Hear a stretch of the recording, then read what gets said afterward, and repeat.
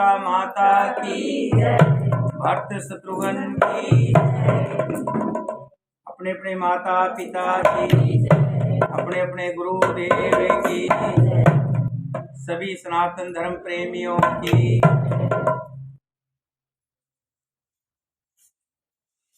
सीता जी अग्नि परीक्षा से अग्नि से बाहर आई और श्री राम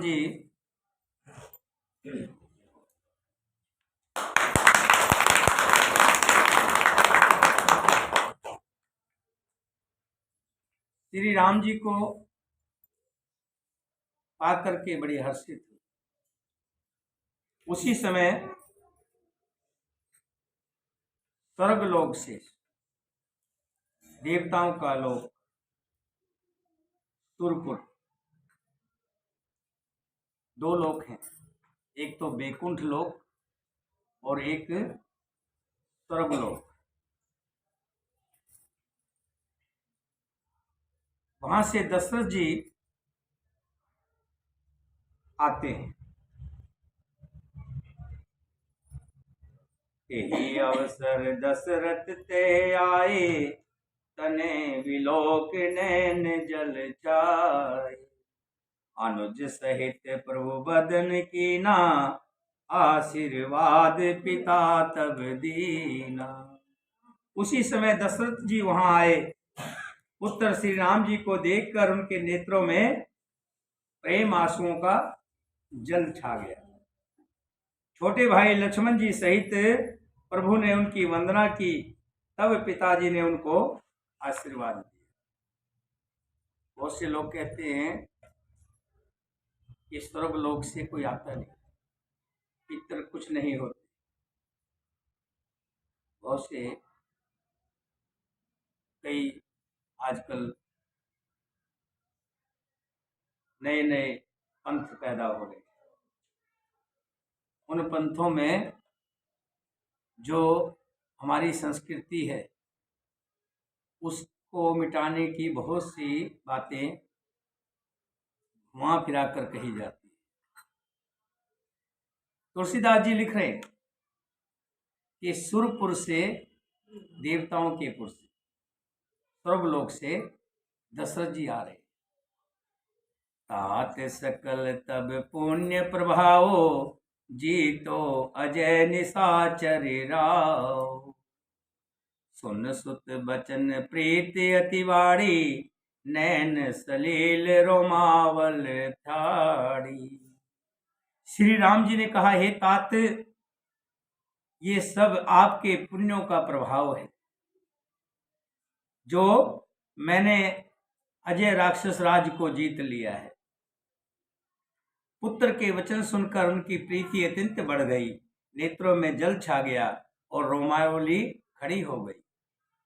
रघुपति प्रथम प्रेम अनुमाना, चिते पिते दीन दृढ़ ज्ञाना। ताते उमा मोक्ष नहीं पायो, दशरथ भेद भक्ति मन लायो। श्री रघुनाथ जी ने पहले के जीवित काल के प्रेम को विचार कर पिताजी की ओर देखकर ही उन्हें अपने स्वरूप का दृढ़ ज्ञान करा दिया। हे उमा, दशरथ जी ने भेद शक्ति में अपना मन लगाया था, इसी से उन्होंने केवल मोक्ष नहीं पाया। मोक्ष कौन नहीं पाना चाहता? आप सब आते हैं इसीलिए आते हैं कि हमारा अगेत सुधर जाए। ऋषि महात्मा बड़े बड़े गुफाओं में बैठ करके तपस्या करते हैं, इसलिए ताकि मोक्ष की प्राप्ति है, इसलिए मोक्ष की प्राप्ति। यहाँ बात ये आती है, बेटा बार बार ये है, इसमें आराम से बैठे, कोई बात नहीं, देख लेना आराम से, बार बार खड़े नहीं होंगे। मोक्ष की प्राप्ति कौन नहीं चाहता? हर व्यक्ति चाहता है मुझे मोक्ष मिले, यानी बैकुंठ मिले।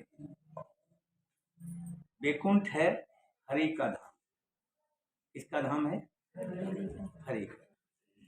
और स्वर्ग जो है वो है देवताओं का धाम, इंद्रपुरी, जहाँ सब तरह के सुख हैं, लेकिन कर्मों के सुख भोग करके वापिस से फिर आना इसी मृत्यु लोक पे पड़ता है, इसी धरती पर आना।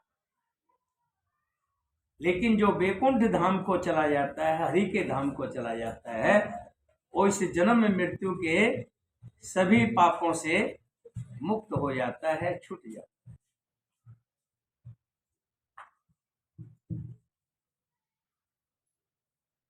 देखिए, मोक्ष मिलता है जब हम परोपकार करते हैं, हरि भजन सत्संग कथा श्रवण करने से ज्ञान बढ़ता है,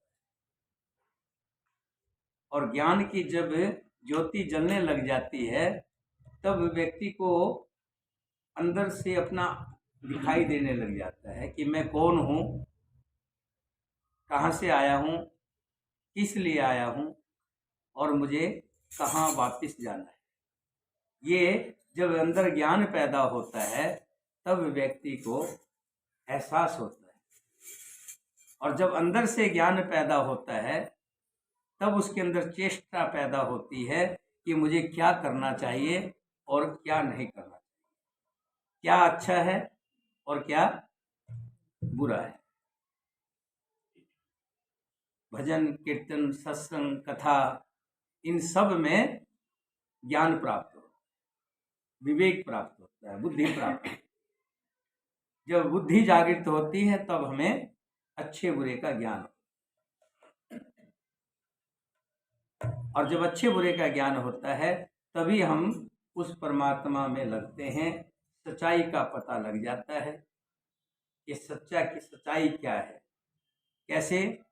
जैसे एक रस्सी अंधेरे में पड़ी हुई है, उससे हमें बोध हो रहा है कि सांप है, क्योंकि रस्सी जब पड़ी होती है तो सांप की तरह लगती है कि जैसे सांप। लेकिन जब ज्ञान रूपी प्रकाश उस पर डलता है तब हम देखते हैं ये तो रस्सी थी।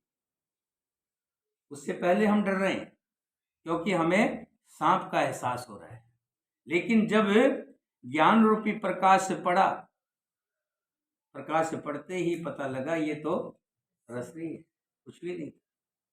ऐसे ही ये संसार जिसके अंदर हम रह रहे हैं ये एक दिखावा भाती है कुछ नहीं है। सिर्फ हमें महसूस होता है कि ये संसार है, संसार मेरा है और मैं संसार का हूँ।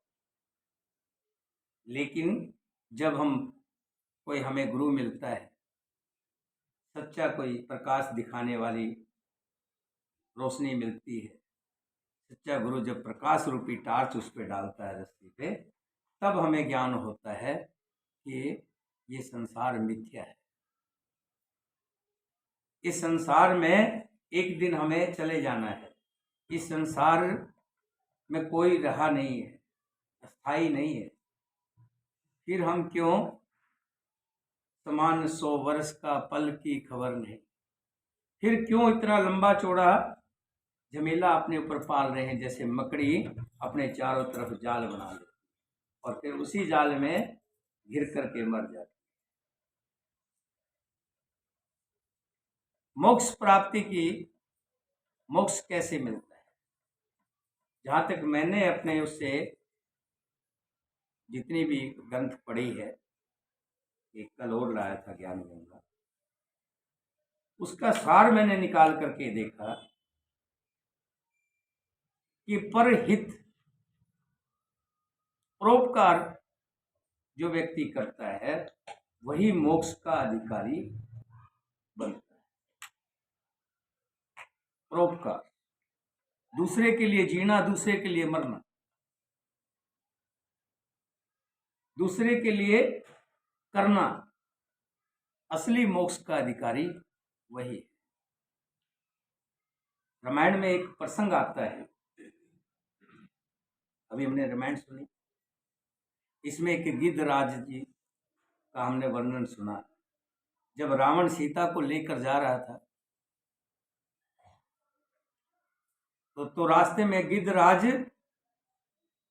सीता को रावण को रोकने की बड़ी कोशिश की, सीता को छुड़ाने की बड़ी कोशिश की, और उसी में ही घायल भी हो गया। घायल होकर के ऐसी नौबत आ गई कि प्राण संकट में आ गए, लेकिन आखिरी दम तक लड़ता रहा। किसके लिए? कौन लगती थी सीता उनकी?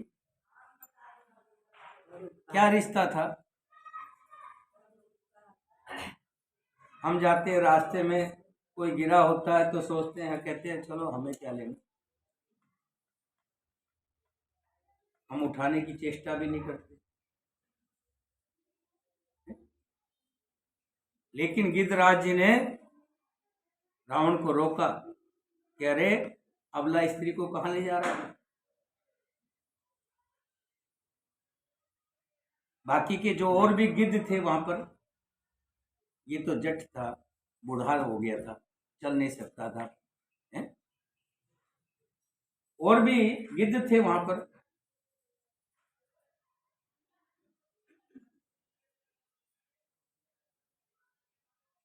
लेकिन हजारों में से आप ही क्यों आए हो? और भी बहुत हैं। परमात्मा के काम के लिए, परोपकार के लिए कोई कोई होता है, हजारों हजारों में से कोई होता है। ऐसे ही गिद्धराज जब रावण के साथ लड़ने के लिए चले ना, तो बाकी गिद्ध भी थे वहां पर, अकेला ये नहीं जो जंगल में एक ही गिद्ध बैठा था, और भी थे। उन्होंने रोकने की बड़ी कोशिश की, क्या करने जा रहा है, किससे लड़ने जा रहा है, रावण से लड़ पाएगा, पागल है तू, छोड़ दे। जैसे बहुत से शुभ कर्म करने जाते हैं हम लोग, बहुत से लोग हमारे पैर भी खींचते हैं, अरे तुझे क्या पड़ी है, बहुत से खींचने वाले लोग। लेकिन जो दृढ़ संकल्पी होता है, जो भगवान के, जिसने भगवान नाम आना था ना, गिद्धराज कुछ किया तो नाम आया, नहीं तो नाम क्यों आता? परोपकार। लेकिन उसने कहा नहीं, मेरे जीवित जीते जी रावण ले जा नहीं सकता, और ललकारा, और एक बार तो कामयाब भी हो गया था जब रावण को मूर्छा आ गई। जैसे ही पंख मारा गिद्धराज ने तो रावण को मूर्छा आ गई। तब वो सीता जी को एक खो में छुपा के आया। दोबारा से रावण फिर उठा, फिर युद्ध हुआ। जब उसके पंख कट गए तब वो लाचार हो।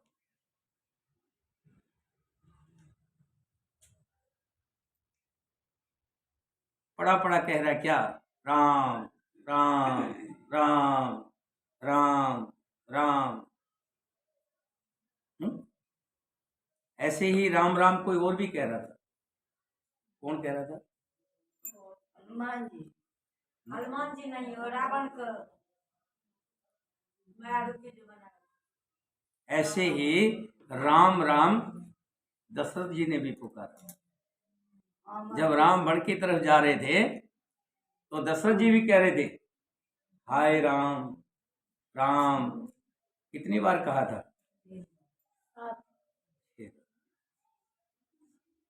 और 6 बार कह के प्राण त्याग दिया है। लेकिन राम का नाम लेके प्राण त्यागे, देखिए इसने, दशरथ ने, लेकिन मोक्ष नहीं मिला।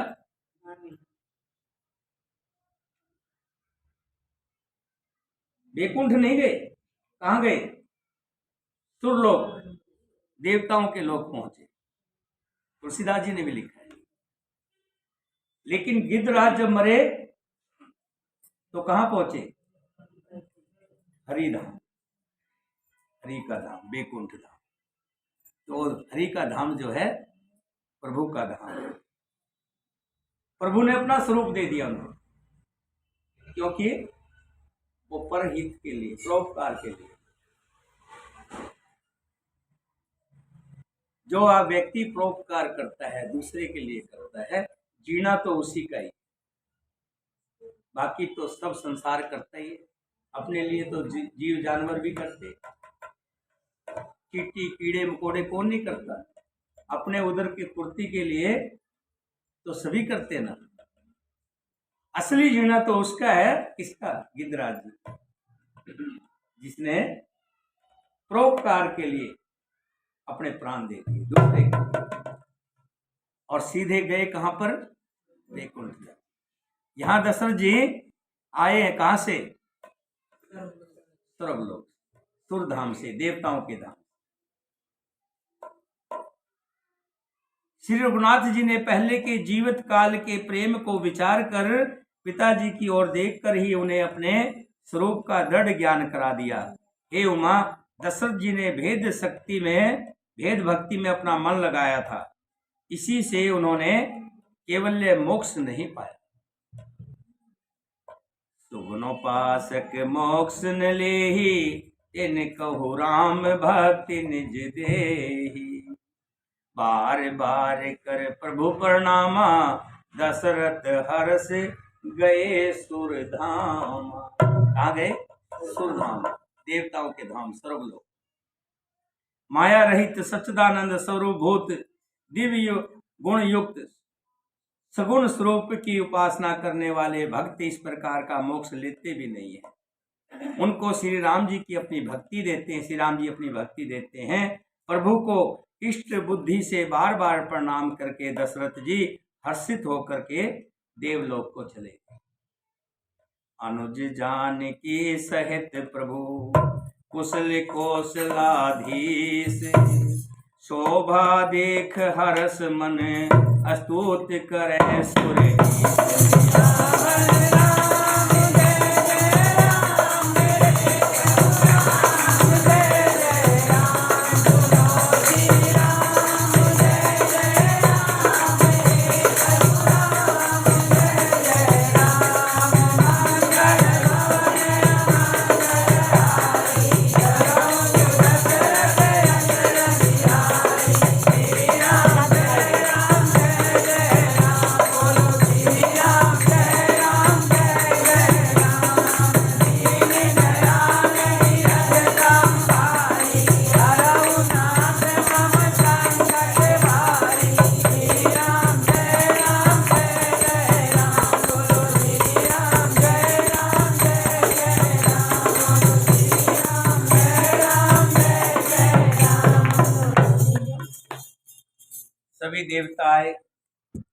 सभी देवताओं ने स्तुति की।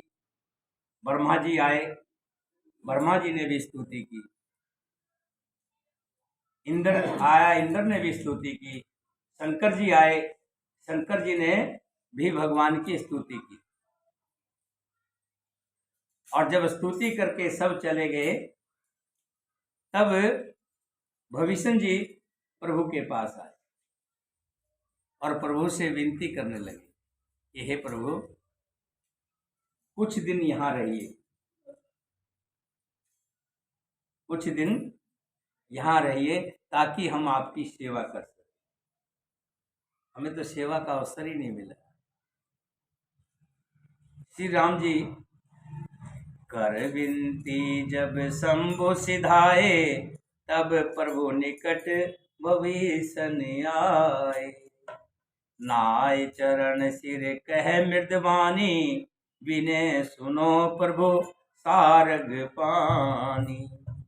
जब शिव जी विनती करके चले गए, तब भविष्य जी प्रभु के पास आए, चरणों में सिर नवाकर कोमल वाणी से बोले, हे साष्टांग धनुष के धारण करने वाले प्रभु, मेरी विनती सुनी। क्या? मेरी विनती सुनी। सुकल सदल प्रभु रावण मारो, पावन जस त्रिभुवन विस्तारो। दीन मलिन हीन मति जाति, मोह पर कृपा कीन बहुभाति। आपने कुल और सेना सहित रावण का वध किया, त्रिभुवन में अपना पवित्र यश फैलाया और मुझ दीन पापी बुद्धिहीन और जातिहीन पर बहुत प्रकार से कृपा की। अब जन ग्रह पुनित प्रभु कीजे, मंजन करो शरम सम चीजे। देख कोस मंदिर संपदा, देह कृपाल कपिन कहु मुदा। अब हे प्रभु इस दास के घर को पवित्र कीजिए और वहां चलकर स्नान कीजिए, जिससे युद्ध की थकावट दूर हो जाए और कुछ दिन मुझे चाकरी का मौका दे, सेवा का मौका दे। कौन कह रहा है? हाँ, फूला देवी। कौन कह रहा है? भविष्य जी कह रहे हैं। ख्यालों में चली गई थी, पता नहीं कहाँ चली गई। एक बार ऐसे ही हुआ, 3 साथी थे, 3 साथी थे। उसमें एक भोला भाला था, 2 चतुर थे। तो तीनों ने स्कीम बनाई कि भाई खीर बनाई जाए। क्या खीर? हाँ। तो जो भोला था उसको कहने लगे भाई तू दूध लेके आए और चीनी और चावल लाएगा, ये तेरा। और दूसरे को कहा भाई तू एक काम करना, तू आग जला लेना और मैं पानी ले आऊंगा। दूध चावल चीनी तू ले आना, भोले को कहा। और दूसरा कहता आग मैं जला लूंगा। और तीसरा चलाक था, वो कहता पानी मैं ले आऊंगा। चलो बेचारा भोला कुछ नहीं, ठीक है। उसको तो जो हुक्म मिल गया, वो सोचा मेरे को भगवान का हुक्म है। देखो जो भक्त आदमी होता है, भोला आदमी होता है, वो हर बात को ये सोचता कि मेरे को दूसरे से उसको कोई लेना देना। वो कहता भगवान ने मुझको ये हुक्म दिया है, मैं भगवान का काम कर। सब की तैयारी हो गई, खीर बन गई। अब इस खीर को खाएगा कौन? कि ऐसा है, खीर को सुबह खाएंगे, जिसका सपना अच्छा होगा, सबसे बढ़िया होगा, खीर को वही खाए।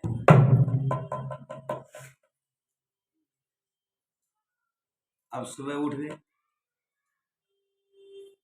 पहला कहने लगा कि मैं तो राधू पैलेस में गया था और बहुत बढ़िया फिल्म लगी थी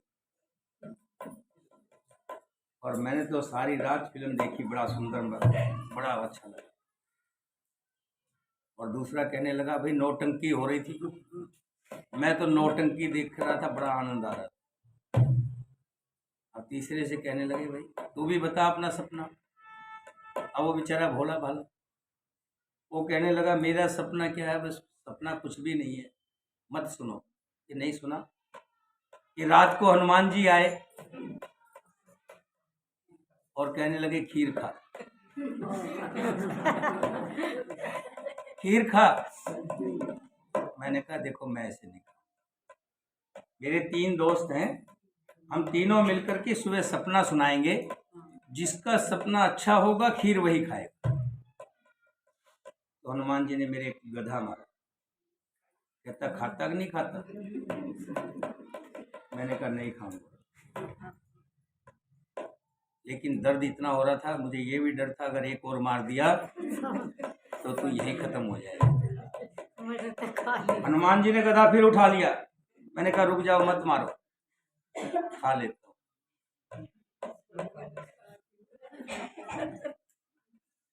कहने लगे ये कोई सपना है क्या? हमारा दोनों का सपना बढ़िया है, हम खाएंगे। पतीला लाए, देखा तो खाली।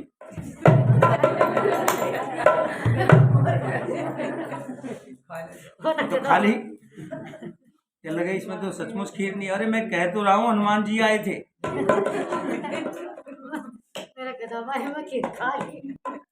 मैं झूठ थोड़ा बोल रहा हूँ। कह भाई तूने मेरे को क्यों नहीं बुलाया?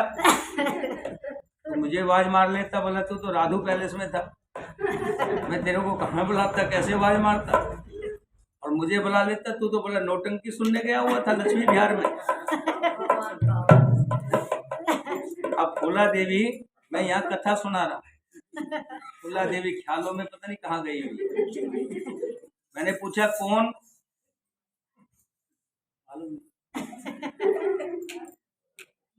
भविष्य जी कह रहे हैं, फूला देवी जी और इन वापस जलाए। भविष्य जी कह रहे हैं, हे प्रभु इस दास के घर को लाइट नहीं है। पवित्र कीजिए, इस दास के घर को पवित्र कीजिए और वहां चलकर स्नान कीजिए, जिससे युद्ध की थकावट दूर हो जाए और मुझे भी सेवा का मौका मिल जाए।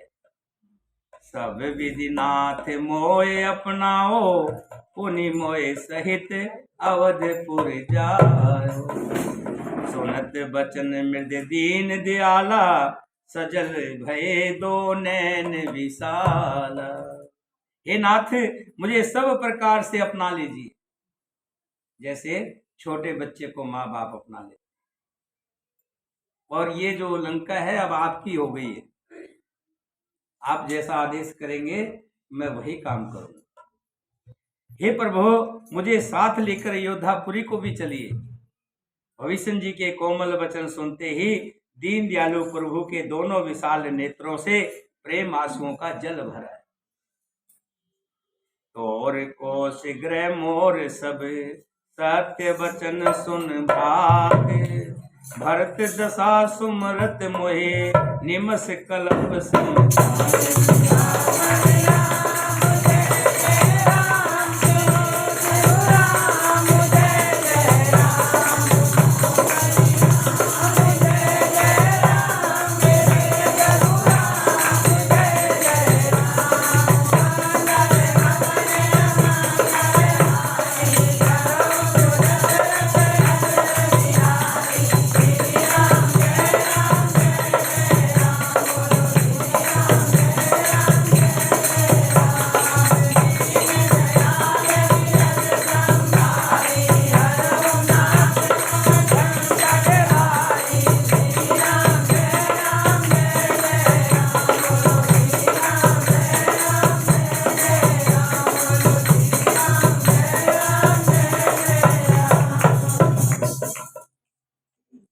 भविष्य जी ने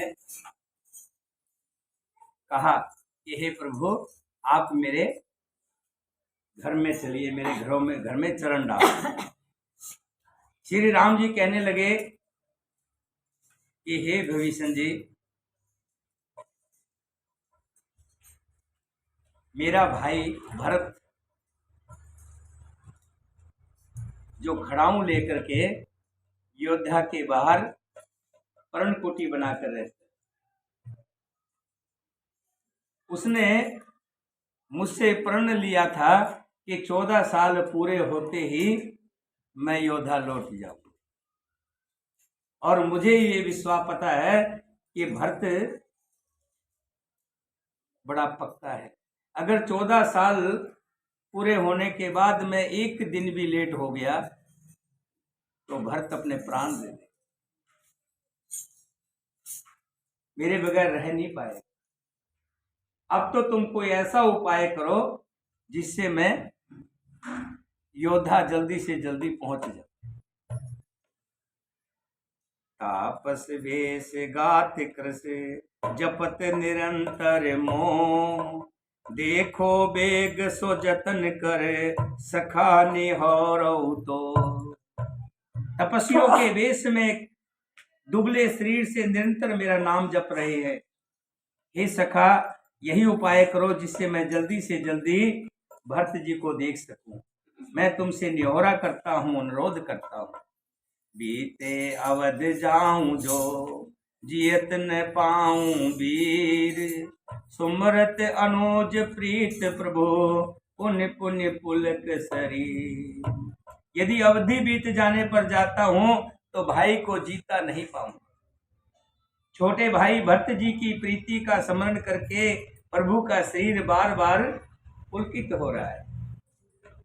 करो कल्प भर राज तुम मोय सुमर मन मान, पुनि मम धाम पायो जहाँ संत सब चार सियावर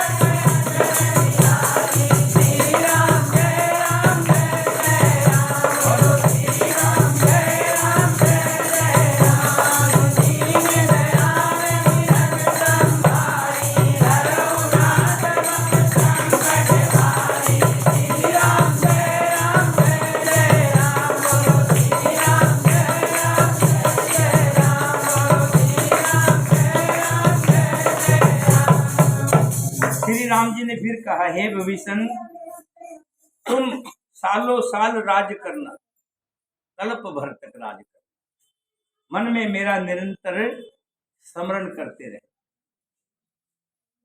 देखिए, आप कोई भी काम करना, संसार के कार्य हमें करने पड़ेंगे। कृष्ण भगवान ने भी कहा है, कर्म प्रधान विश्व रक्षा, कर्म तो हमें करने हैं, लेकिन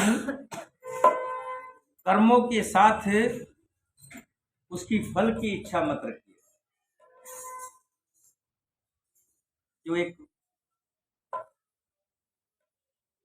गाना आता था, उसमें भी आता था, क्यों भाई चाचा क्यों भाई भतीजा, बुरे कर्म का बुरा नहीं। जो कर्म जैसा करेगा उसको फल वैसा ही मिलेगा। जिसने गेहूं बोई है तो गेहूं निकलेगी, उसको सोचने की जरूरत नहीं है। उसको सोचना तो एक ही है कि मेरे कर्म खराब ना हो, मेरे कर्म अच्छे हो, मैं अच्छा बोऊंगा। उसको ये चिंता करने की जरूरत नहीं है तो उसमें क्या निकलेगा। अगर अच्छा बोया है तो अच्छा ही निकलेगा। एक संत भी कहते हैं, जो तो को काटा बोबे ताको बोबे तू फूल, तो ही को तिरसु फूल है बाको है। जो जैसा बोएगा उसको वैसा मिलेगा। लेकिन आप कर्मों में लिप्त मत होना। यही सोच करके अगर कोई आपके ऊपर थोड़ा सा वजन ज्यादा दे दे तो ये मत सोचना कि इसने कम ले ज्यादा ले लिया और मुझे कम दिया, ऐसा मन में आ जाए। क्योंकि मन बड़ा चंचल है? दूसरे को थोड़ा सा ज्यादा देखता तो उसके मन में आ जाता है उसको ज्यादा और मेरे को कम। लेकिन ये सोच के मन को संतोष रखना कि जो मेरा प्रभु का मेरा था मुझे मिल गया, उसका था उसको मिल गया। क्योंकि सबसे बड़ी अगर धन है तो संतोष धन है, और जिसको संतोष धन है जिसके पास, वही सबसे अच्छा इंसान है। मैं इस संतोष की बात नहीं कर रहा, ये तो मेरे पास है ही। ये तो कहती मेरा भाई जो कहेगा वही। कभी भी कोई भी बात होती है तो कहते मेरा भाई जो कहेगा वही। ऐसी बहन होनी भी। संतोष धन, जिसके पास संतोष धन है, बाकी धन उसके आगे कुछ भी नहीं है। अपने अंदर एक ही भावना पैदा रखें कि मेरे प्रभु ने जो मुझे दिया है वो भरपूर है, और मेरा था वो मुझे मिला है, और जो मेरा नहीं था वो मुझे नहीं मिला। ऐसे भाव हर काम में, खाली ये नहीं लेने वाले में, देने वाले में भी हमेशा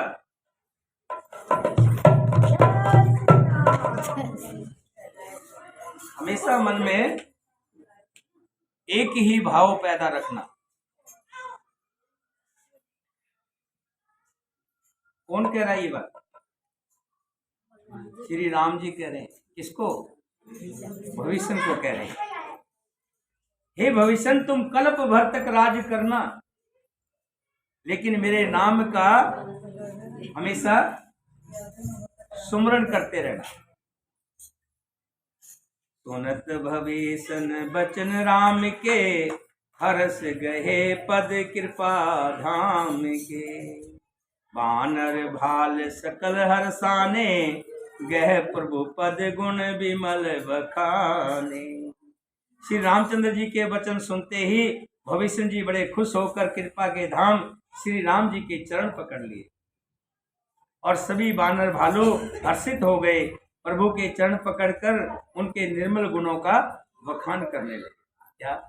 श्री राम जय राम जय जय राम, बोलो श्री राम जय राम जय जय राम, बोलो श्री राम जय राम जय जय राम, बोलो श्री राम जय राम जय जय राम, बोलो श्री राम जय राम जय जय राम, बोलो श्री राम जय राम जय जय राम, बोलो श्री राम जय राम जय जय राम, बोलो श्री राम जय राम जय जय राम।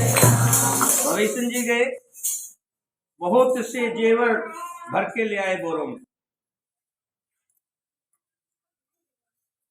हार है गले के, हीरे है, मोती है, ज्वार हैं, बहुत से जेवर भर लाए, बोरे के बोरे भर लाए और श्री राम जी के सामने रख दिए। ये प्रभु ये सब आपका है। श्री राम जी कहने लगे इन सबको बांट दो। सबको बांट दिया, सब लेकर के बड़े खुश हो रहे। हनुमान जी भी वहीं पर। हनुमान जी को छांट करके बड़ा सा, जैसे कई बार मैं थोड़ा सा केला बड़ा होता तो सोचता हूँ राजकुमारी को दे, लेकिन ऐसा नहीं है। मेरे आगे तो जो आगे वो दे देता हूँ।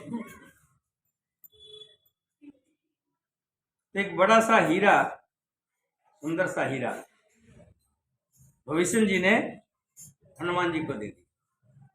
हनुमान जी ने उसको देखा 2-3 बार, इधर से देखा उधर से देखा, देखते रहे। उसके बाद एक पत्थर पर लिया और पटक दिया। पटकते उसके 2 टुकड़े हो। भविष्य जी को बड़ा गुस्सा आ गया, दुख भी हुआ कि इतना कीमती हीरा था है? और कहने लगे बानर क्या जाने अदरक का स्वाद है। अरे बानर, अरे कपी, तू तो कपी का कपी रहा, मूड का मूड रहा, तुझे इसकी कीमत का ही नहीं पता। हनुमान जी कहने लगे मैं तो इसमें देख रहा था कि मेरे राम जी कहीं दिखाई दे। मैंने खूब देखा, जब नहीं दिखाई दिए मैंने सोचा इसके अंदर राम जी होंगे, तो इसलिए मैंने तोड़ा। अरे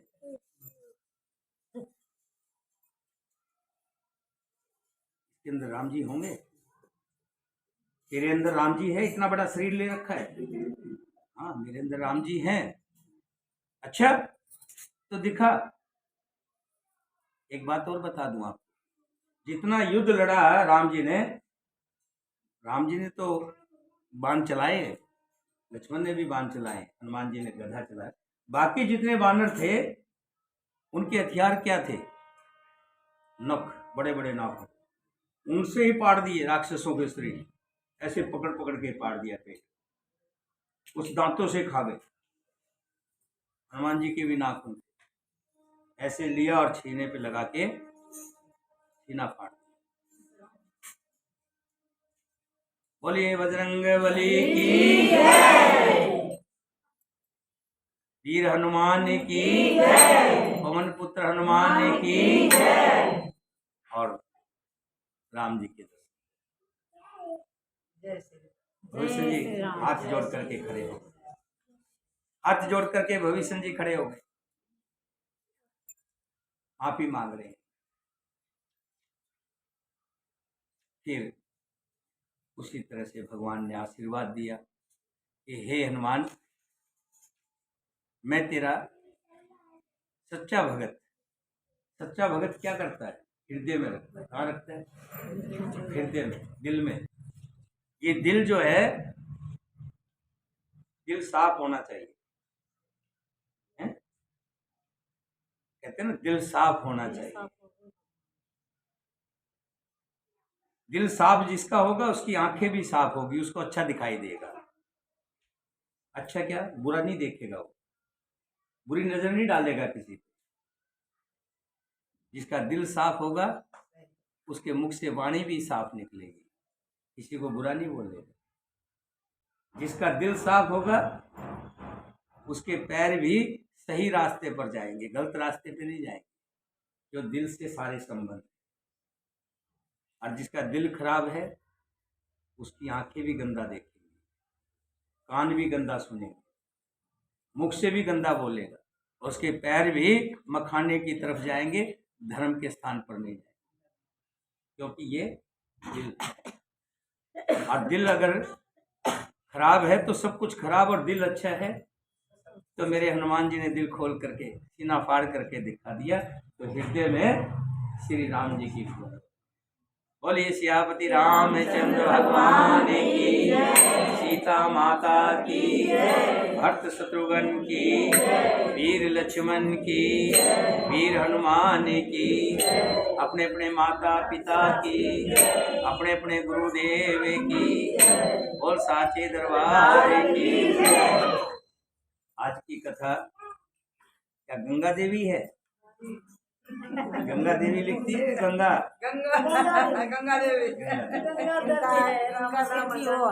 देखो, कहते हैं, मैं एक बात बता दूं आपको, खास करके ध्यान रखना। भोला जो होता है ना, उसका भगवान रखवा दिया, और जो भोला होता है वही भगवान का भगत होता है। जो ज्यादा चतुर होता है, ज्यादा विद्वान होता है ना, वो एक मेघ निकालता रहता है, एक मेघ निकालता रहता है। जैसे अभी कल परसों आई थी यहाँ पे, क्या नाम था उसका, उसकी माँ है जो 500 रुपए की गड़बड़ हो गई, फूलमती, गुड्डी। जो एक मेघ निकालने वाला, जो ज्यादा चतुर होता है, ज्यादा सियाना होता है, वो कहते बड़ा दुख पाता है, शास्त्र बता रहे हैं। और जो भोला भंडारी होता है, परमात्मा उसका बड़ा साथ देता है, क्योंकि भगवान ने कहा कि सरल मन मुझको भावा। मुझे तो वो इंसान अच्छा है जो सरल है, जिसके अंदर कोई छल कपट नहीं। मैं देखता हूँ गंगा देवी को, हरिद्वार भी गई थी हमारे साथ।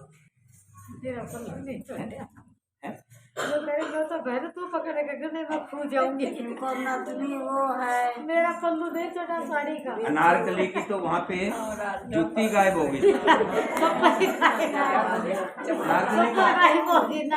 नंगी आने लग रही है, नंगे पाँव आ रही। तो मैंने फिर किसी विद्वान से पूछा, मैंने किसी भी, सुनिए गंगा देवी जी, मैंने किसी विद्वान से पूछा, मैंने कहा हमारे साथ ऐसे ऐसे हरिद्वार में हमारी पूरी टीम गई थी, 50-55 आदमियों की, तो एक की चप्पल रह गई वहाँ पे। तो कहने लगे बहुत अच्छा हो, तीर्थ स्थान पर अगर चप्पल रह जाए तो कहते हैं उसका कोई ना कोई बड़ा संकट टल गया, और अच्छा होने वाला उसका कोई ना कोई अच्छा होगा। मैंने कहा चलो प्रभु की ये भी चप्पल तो फिर आ जाएंगी, 50, 60, 100 रुपये की, 200 रुपये की होंगी। अगर भगवान की कृपा हो, क्या पता क्या कृपा बरसे। तो ऐसे ही गंगा देवी जब हमारे साथ गई हरिद्वार में, सबसे ज्यादा अगर मुझे खतरा था तो मुझे गंगा देवी,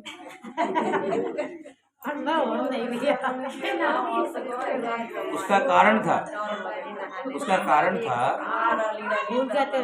नहीं, बार बार उनका फोन आ रहा था, चलो हो गया,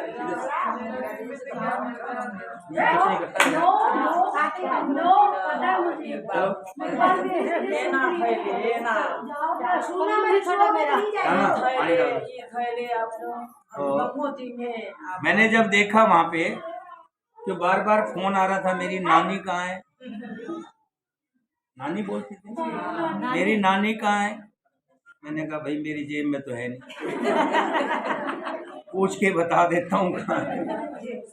तो बार बार पूछ रहे हैं, गंगा कहाँ है, गंगा कहाँ है? कि मैंने कहा बाकियों का किसी का फोन नहीं आया कि मेरी दादी कहाँ है, मेरी नानी कहाँ है, एक का ही फोन आ रहा है।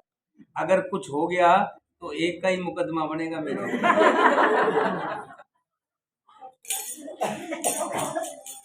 भगवान कहते हैं जब भगवान के काम में जाते कोई दिक्कत नहीं। बहुत बढ़िया हमारी तीर्थ यात्रा रही, खूब अच्छे गए, खूब अच्छे आए।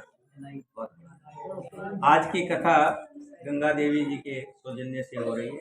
इनको भी बड़े वो था कि एक दिन मेरी तरफ से, एक दिन मेरी तरफ से। मन की भावनाएं हैं। प्रभु कहते हैं कि भाव रख करके तो देख, भाव जाकी रही भावना जैसी, प्रभु तिन मूर्त देखे तैसी। हनुमान जी गए थे, एक मेरे जैसा कवि था, कवि क्या मेरे जैसा पढ़ने वाला, सुनने वाली बात है, मेरे जैसा पढ़ रहा था कथा। और हर कथा में हनुमान जी जरूर होते हैं, ध्यान रखना कि हनुमान जी की जिज्ञासा है, उनकी प्यास कभी बुझती नहीं कथा की, वो हमेशा सुनने की, और जहाँ श्री हरि कथा होती है वहां पहुंच जाते। वो कथा कर रहे थे और कथा में कह रहे थे कि जो अशोक वाटिका थी उसके आसपास में सफेद फूल खिले हुए थे। क्या? सफेद फूल खिले। हनुमान जी कहने लगे बाबा गलत बोल रहा है, मैं गया था, मैंने देखे थे वहां लाल फूल खिल रहे थे और तुम गलत कथा पढ़ रहे हो। वो बाबा जो पढ़ रहा था वो कहने लगा देखो भाई, जो तुलसीदास जी ने लिख दिया मैं उसको पढ़ रहा हूं, जो ग्रंथों में लिखा हुआ है, इसमें लिखा हुआ कि सफेद फूल खिले हुए। हनुमान जी बोले तुम गए थे वहां देखने के लिए? मैं तो गया था, मैंने देखा था। तुम गए थे वहां पर? मैं तो वाटिका में गया था, मैंने देखे लाल रंग के थे। बहस हो गई। राम जी के पास पहुंचे। राम जी के पास पहुंचे तो राम जी कहने लगे भाई सीता जी से पूछ लो, जो सीता जी कह देगी, क्यों ज्यादा तो सीता जी रही है वहां पे, सीता जी को पता है सही। मैं तो गया भी नहीं, वाटिका देखी भी नहीं। सीता जी को पता है कि रंग के कैसे रंग के फूल थे। अगर वो सफेद कह देगी तो सफेद, और लाल कह देंगी तो। अब सीता जी से पूछा तो सीता जी ने क्या कहा? प्रभु वो तो श्याम वर्ण नीले नीले रंग के। क्या? श्याम और नीले नीले रंग के। अब तीनों में से झूठा कौन है? ये क्या बात हुई? भगवान कहने लगे तीनों ठीक कह रहे हैं। ये क्या बात है कि तीनों कैसे सही हो सकते? रंग तो, फूल तो एक ही रंग के थे, फिर ये तीनों कैसे हो सकते हैं? या तो हनुमान जी कह रहे हैं लाल रंग के, हनुमान जी झूठे, या सीता जी कह रही है श्याम वर्ण के थे, या फिर ये कथा पढ़ने वाला कह रहा है सफेद रंग के। तब श्री राम जी कहते हैं जाकी रही भावना जैसी, प्रभु तिन मूर्त। हनुमान जी के जब गए थे, राक्षसों को देखकर, रावण को देख करके हनुमान जी के नेत्र बिल्कुल लाल हो गए थे, आग बुबला हो गए थे, लाल हो गए थे, क्रोध में थे। और उन आंखों से क्या देखते? लाल आंखों से क्या दिखेगा? है? तो इसलिए हनुमान जी को लाल दिखाई दे रहे। और सीता जी हमेशा तो मेरे में खोई रहती, उसको तो और कुछ दिखता ही नहीं था, तो उसको फूल कैसे दिखेंगे? और महात्मा जी हमेशा श्वेत धारण करते हैं, श्वेत रहते हैं और श्वेत सोचते हैं, तो इनको फूल कैसे दिखाई दे रहे? जाकी रही भावना जैसे, प्रभु तिन मूर्त। गंगा जी के किनारे पे, और गंगा जी देखो कैसा संगम था। गंगा जी का किनारा था और गंगा देवी। खड़े हो जाइए, गंगा जी आ जाओ यहाँ पे, यहाँ। अरे यहाँ आओ ना, यहाँ आओ पहले आप, यहाँ, अरे यहाँ आ जाओ।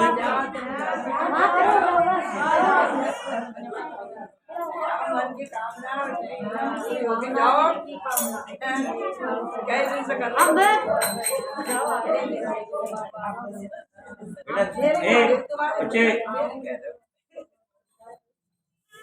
आंकड़ा जाओ आंकड़ा आ जाओ। गंगा जी का तो गंगा देवी का सुनो। गंगा जी एक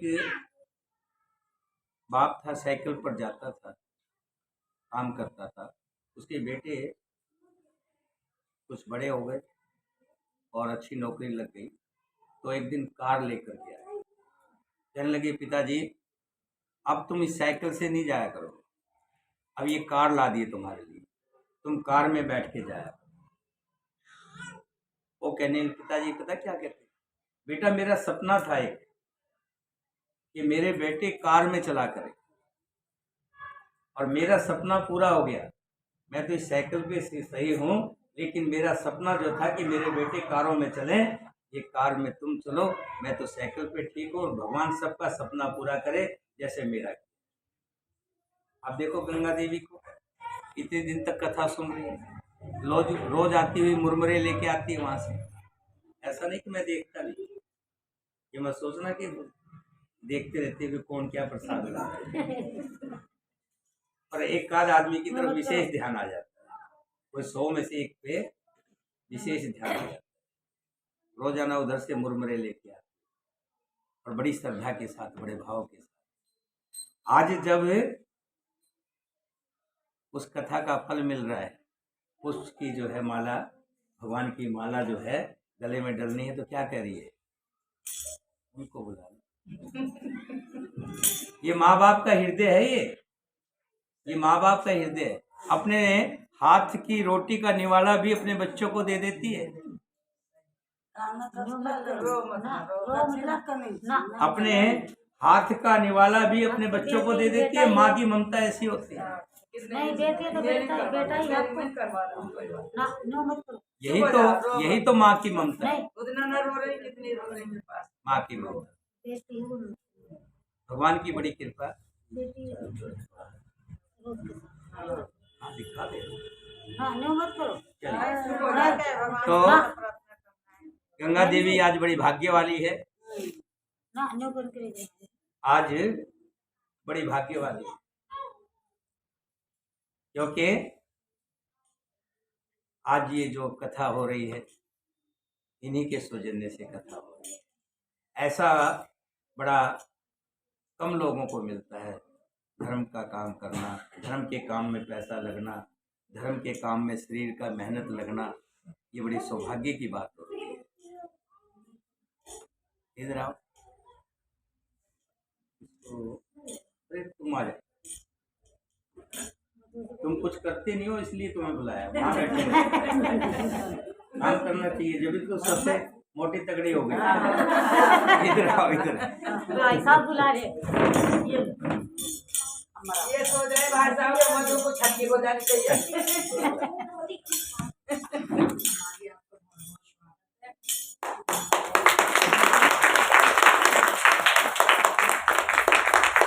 ये बड़ी किस्मत और भाग्य वाली है, जिसमें हरि में जिसका मन लग जाए और हरि की चर्चा में मन लग जाए, छोटी बात नहीं होती। हरि कथा करवाना या ना करना तो बाद की बातें हैं। हरि में मन लगने लग जाए, कहते हैं हरि फिर मैं तो कमाल कर दूंगा। एक बार मेरे रास्ते पे चल के तो देख, जो मेरे रास्ते पे चला है उसको मैंने राजा ना बना दिया, तब कहना।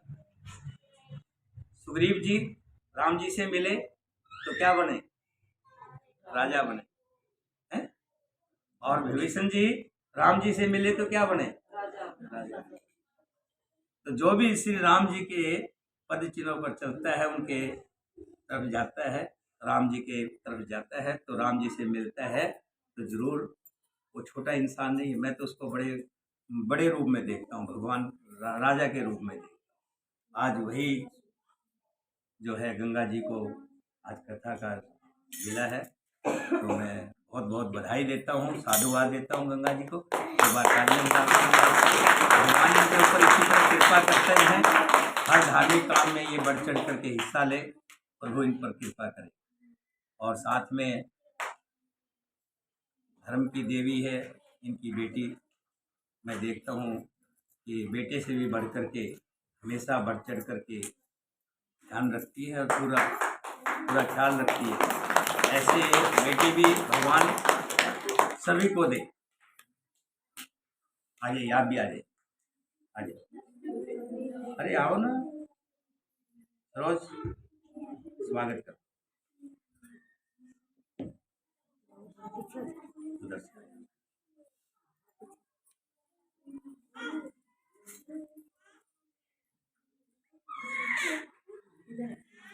हाँ, कोई नहीं, यहाँ आ जाओ, यहाँ आ जाओ। और आ जाओ, यहाँ आ जाओ, आ जाओ, हाँ।